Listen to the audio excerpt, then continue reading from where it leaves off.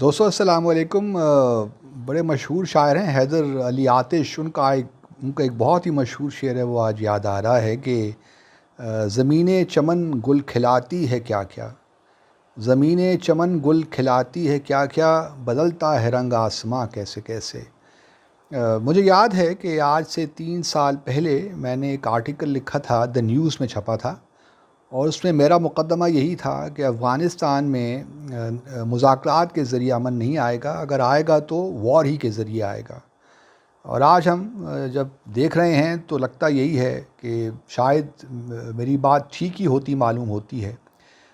اس وقت بہت سے لوگوں نے مجھے تنقید کی اور کہا کہ بھئی یہ آپ کیسی باتیں کر رہے ہیں، یہ کوئی 1996 تھوڑی ہے، طالبان کو بھی اپنی لمیٹیشنز کا احساس ہے، اس کے بجائے کہ وہ جنگ کریں ان کی بھی یہی خواہش ہوگی کہ وہ کابل حکومت کے ساتھ کچھ معاملات طے کر لیں، اور عارضی طور پہ ہی صحیح یا بری طور پہ ہی صحیح لیکن کوئی نہ کوئی ایگریمنٹ ان کے ساتھ ہو جائے گا، اور وہ شاید سیز فائر وغیرہ پہ بھی مان جائیں اور پھر مذاکرات کا سلسلہ۔ لیکن بہرحال میرا اس وقت بھی خیال یہی تھا اور آج بھی خیال یہی ہے کہ افغانستان میں اگر امن آئے گا تو وہ ایک وار کے ذریعے ہی آئے گا، سول وار ہوگی، کیونکہ طالبان کا یہ مزاج نہیں ہے۔ طالبان ایک تحریک ہے، وہ اسلامک ایمریٹ آف افغانستان بنانا چاہتے ہیں، گو کہ وہ اس دفعہ شاید زیادہ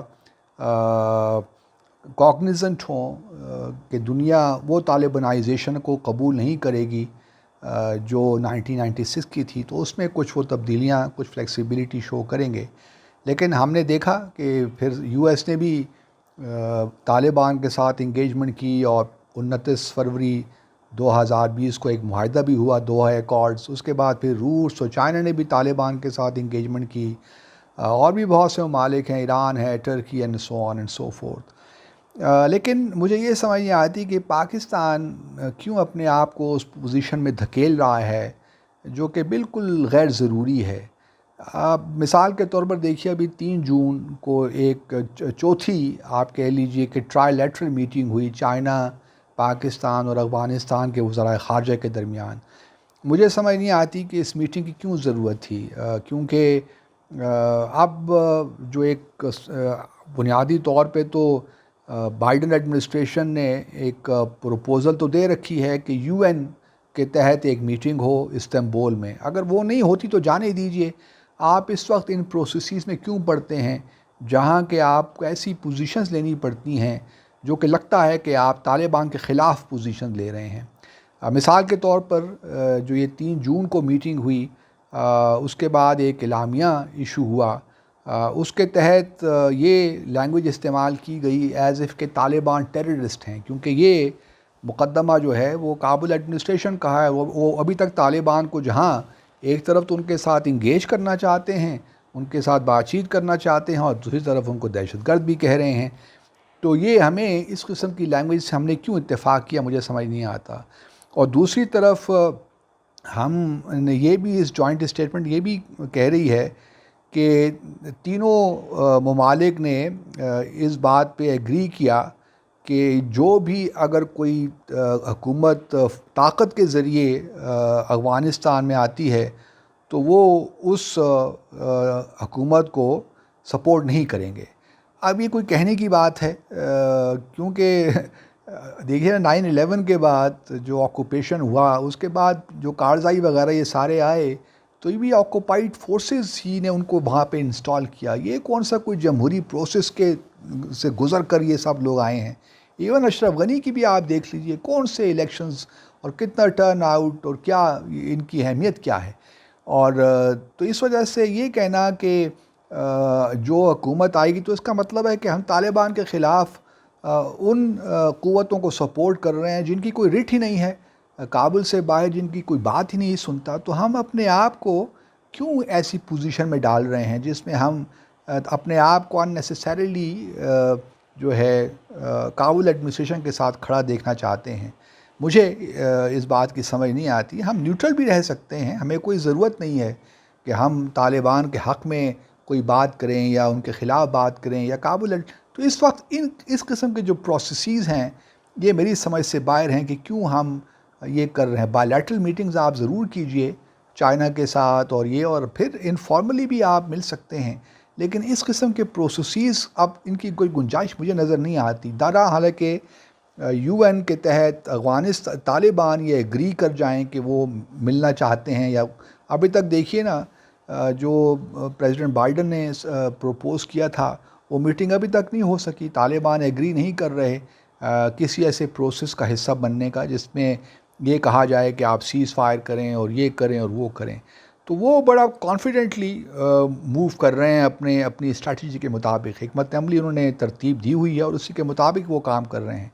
تو اور پھر ہمارے پرائم منسٹر نے بھی رائٹرز کو انٹرویو دیتے ہوئے کل پرسوں کہہ دیا کہ جی ہمیں اب ہماری پالیسی تبدیل ہو گئی ہے، ہمیں افغانستان میں اسٹریٹجک ڈیپتھ کی ضرورت نہیں ہے.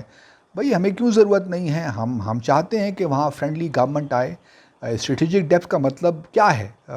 اسٹریٹجک ڈیپتھ کا مطلب اگر یہ ہے کہ ہم نے پرانے زمانے کا تو چلیں، ہم نے اپنے ایسٹس جو ہیں وہ ہم نے افغانستان ٹرانسفر نہیں کرنے یا کچھ ایسی بات نہیں کرنی، لیکن ہمیں ویسٹرن بارڈر پہ بہرحال جو ہے افغانستان گورنمنٹ میں ہماری کوشش یہی ہونی چاہیے کہ ایک فرینڈلی گورنمنٹ آئے تاکہ ہمیں وہ پریشانی نہ ہو جو ہمیں ہوتی رہی ہے، کیونکہ بھارت نے وہاں بڑی اسپیس گین کی ہے پچھلے 16 سالوں میں اور ہماری کاسٹ پہ کی اور ہمیں بہت نقصان پہنچایا، خاص طور پہ بلوچستان میں اور کراچی میں. اور ہم سب جانتے ہیں کمانڈر کلبھوشن جادیو کی جو گرفتاری ہوئی.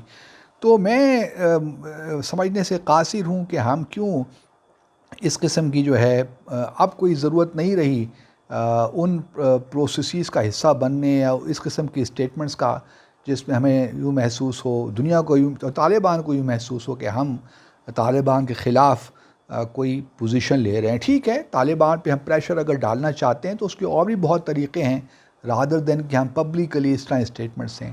دوسری طرف شاہ محمود قریشی صاحب نے کل ایک ملتان میں اپنے زور خطابت میں جو ہیں وہاں کے افغانستان کے نیشنل سیکورٹی ایڈوائزر جو ہیں حمداللہ محب، ان کو سنا دیں کہ بھئی آپ نے پاکستان کے خلاف بڑی ناروا باتیں کی ہیں. اور ٹھیک ہے، یہ بالکل بات مناسب تھی کہ یہ بنتا ہے اور یہ کرنا بھی چاہیے تھا. لیکن بہرحال یہ یاد رہے کہ اس وقت افغانستان ایک مشکل دور سے گزر رہا ہے، بلکہ کئی دہائیوں سے مشکل دور سے گزر رہا ہے، اور اب ایک فیصلہ کن وقت آنے والا ہے میرے حساب سے. اب وہ فیصلہ کن وقت 1 سال کے اندر آتا ہے یا 2 سال میں آتا ہے، یہ پیشن گوئی کرنا بہت مشکل ہے. لیکن اس بات سے کم از کم میں بالکل کنونسڈ ہوں کہ افغانستان میں جو بھی ہے طالبان ایونچولی وہ پریویل کر جائیں گے. اور بلکہ کل پرسوں ہی دیکھیے انہوں نے کوئی 70 کے قریب جو افغان سیکیورٹی پرسنل ہیں ان کو ہلاک کیا. تو طالبان آہستہ آہستہ قدم بڑھا رہے ہیں، اور اب کتنا عرصہ لگتا ہے کابل پہنچنے میں اور کابل کو حاصل کرنے میں یہ وقت ہی بتائے گا.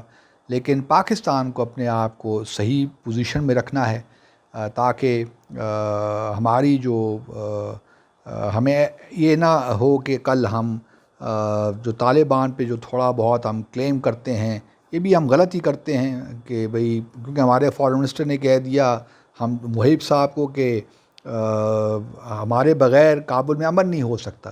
جب آپ اس قسم کی اسٹیٹمنٹس دیتے ہیں تو پھر آبویسلی لوگ پھر آپ کو ایکیوز بھی کریں گے کہ آپ ہی پرابلمس کریٹ کر رہے ہیں. تو جہاں آپ کریڈٹ لینا چاہتے ہیں تو پھر وہاں تنقید بھی ہوتی ہے، آپ لوگ ایکوزیشن بھی ہوتی ہے. تو اس قسم کے بیانات سے بھی گریز کرنا چاہیے. تو اب دیکھتے ہیں کہ آگے آنے والے دنوں میں کیا ہوتا ہے. بٹ افغانستان کی صورتحال یقیناً ہمارے نقطہ نظر سے شاید ایک لحاظ سے بہتری ہے، کیونکہ آکوپائیڈ فورسز جب تک یہاں یو ایس تھا تو کون سا امن آ گیا تھا ہمارے لیے، تو پھر وہی مسائل تھے. ہمیں اپنے طور پہ جو فینسنگ ہے وہ ہماری الحمدللہ کمپلیٹ ہونے کو ہے، ہمیں ان چیزوں پہ کرنا ہے. باقی جو بھی افغانستان میں ہوتا ہے ٹھیک ہے، ریفیوجیز کے بھی ایشوز آئیں گے وہ، لیکن ایک دفعہ انشاءاللہ اگر یہ معاملات ہو گئے تو حالات بہتر ہو جائیں گے. ابھی ہمیں اس تذبذب کے عالم سے نکلنا ہے کہ فوجیں رہیں نہ رہیں، یہ اب ہمارا کام نہیں ہے. اب ٹھیک ہے جانا چاہتے ہیں یو ایس تو جائیں، یہ میں سمجھتا ہوں کہ ایونچولی پاکستان اور افغانستان کے لیے بہتر ہی ہوگا. آپ سب کا بہت شکریہ.